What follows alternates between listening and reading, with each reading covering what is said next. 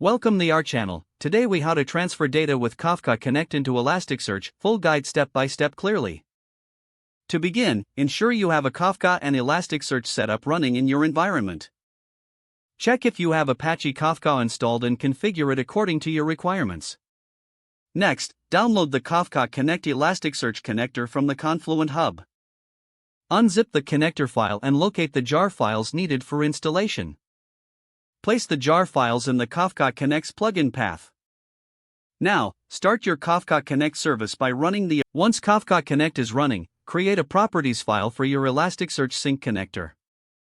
In this properties file, define the connector class, which should be org.apache.kafka.connect.elasticsearch.elasticsearch sync connector. Set the Kafka topic from which you want to read data. Specify the Elasticsearch cluster's URL where the data will be sent. Include the Elasticsearch index name where the data will be stored. You may also define the key and value converters depending on your data format. For further customization, set additional properties such as batch size and retries. Save the properties file after making all necessary configurations. Now, proceed to create the sync connector by using the Kafka Connect REST API. Make a post request to the /connectors endpoint with the properties file as your request body. Wait for a confirmation response indicating that the connector has been created successfully. You can check the status of your connector by making a GET request to the same endpoint. If everything is set up correctly, your data should start flowing from Kafka to Elasticsearch. Monitor the logs for any errors during the data transfer process. Finally, verify the data in Elasticsearch using a tool like Kibana to ensure the transfer was successful.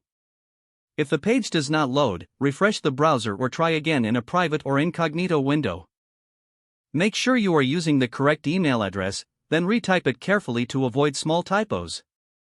If your password is not accepted, use the reset option and create a new strong password you can remember. Check your spam folder for verification or security emails, then complete any requested confirmation steps. Enable two-factor authentication if available to improve account security and reduce unauthorized access risk.